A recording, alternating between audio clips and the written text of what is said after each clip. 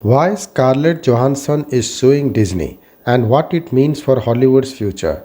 Scarlett Johansson and Disney are embroiled in a legal battle.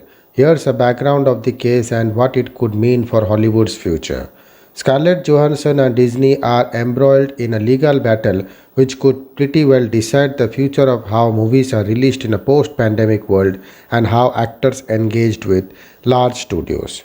Disney is the owner of Marvel Studios, the company behind the Marvel Cinematic Universe, by far the most profitable film franchise in history.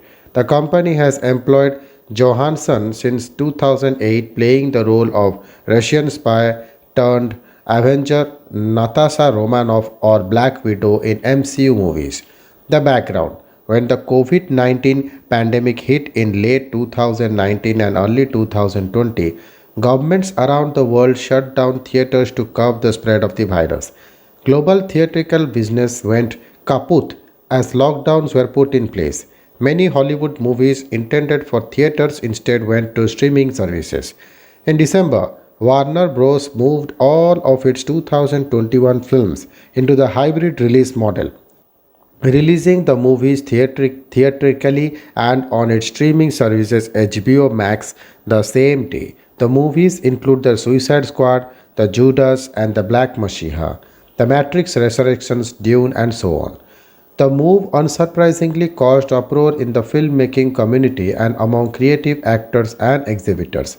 Christopher Nolan, who has worked with Warner since 2002's Insomnia, was scathing. Some of our industry's biggest filmmakers and most important movie stars went to bed the night before thinking they were working for the greatest movie studio and woke up find out they were working for the worst streaming services, he told the Hollywood Reporter. But Warner stuck to its gun, signaling a seismic shift in Hollywood's distribution strategy. Disney had tried the same day model with Mulan's live action remake in September 2020 and it had not exactly done wonders for them. Later, it implemented the same strategy for Raya and the Last Dragon, Cruella, and Cruise, apart from Black Widow. The contracts of big time actors like Scarlett Johansson depend on the box office performance of their movies. Before the pandemic, there used to be a certain time gap, usually 30 days or 45 days, between theatrical and streaming releases. Since theaters, at least that the few that opened, ran at half capacity, the model did not exactly work. Why did Scarlett Johansson sue Disney? Black Widow was released on July 9 in most markets. In the US and a few other select countries, the film also released on Disney's POVD service called Premier Access. On July 29, Johansson had sued Disney saying its hybrid release strategy for Black Widow, the first standalone movie on the superhero and probably the last starring her, breached the terms of her contract. The lawsuit further claimed that the move allowed the studio to boost Disney Plus subscriptions while also saving on box office bonuses that Johansson is rightfully due to. Disney's intentionally induced Marvel's breach of the agreement without justification in order to prevent Ms. Johansson from releasing the full benefit of her big bargain with Marvel, the lawsuit added. Johansson also alleged that Disney's decision to release the film in the current environment robbed her of 50 million in box office bonuses. As the simultaneous release diminished the film's box office returns, her bonuses that depended on film's theatrical profits also suffered negatively. What was Disney's response? The response from Disney came the same day and was shockingly aggressive. There is no merit whatsoever to this filing. The lawsuit is especially sad and distressing in its callous disregard for the horrific and prolonged global effects of COVID-19 pandemic. Disney has fully complied with Ms. Johansson's contract, and furthermore, the release of Black Widow on Disney with Premier Access has significantly enhanced her ability to earn additional compensation on top of the 20 million she had received to date, it read. The response does suggest that Scarlett stood to gain more compensation on top of her salary lawsuit or not. The war of word continues.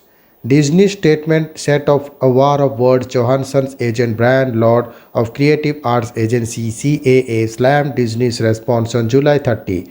He accused Disney in a statement of attacking the actor's character and of revealing her 20 million salary for the superhero movie in an attempt to weaponize her success as an artist and a businesswoman. On August 21, Scarlett through her lawyer pulled up Disney for its misogynistic attack and for fighting trying to hide its misconduct in a confidential arbitration. Why is Disney so afraid of litigation this case in public? Because it knows that Marvel's promise to give Black Widow a typical theatrical release like its others films had everything to do with guaranteeing that Disney won't cannibalize box office receipts in order to boost Disney Plus subscriptions. Yet this that is exactly what happened and we look forward to presenting the overwhelming evidence that it proves, the statement added. What have Scarlett Johansson's MCU co-stars said about the lawsuit? Very little. Only 3 actors in MCU have commented so far and one of them was a joke. Doctor Strange star Benedict Cumberbatch's response was the very definition of diplomatic. He told the Hollywood Reporter it's sad what's going on between the lawyers, just the verbiage and the accusations of put it in a global pandemic context. The whole thing just a bit of a mess, he added. It's a new paradigm and it's a very complex one. No one saw this coming and no one should use hindsight to say, well, it should have been done. Dave Bouts, who plays Drax the Destroyer in MCU, quipped on Twitter, told they should have made Drax movie but no poll. Only Elizabeth Olsen, Wanda Maxim in MCU, was openly supporting of Johansson. I think she's so tough and literally when I read that I was like good for Scarlett, she told Vanity Fair.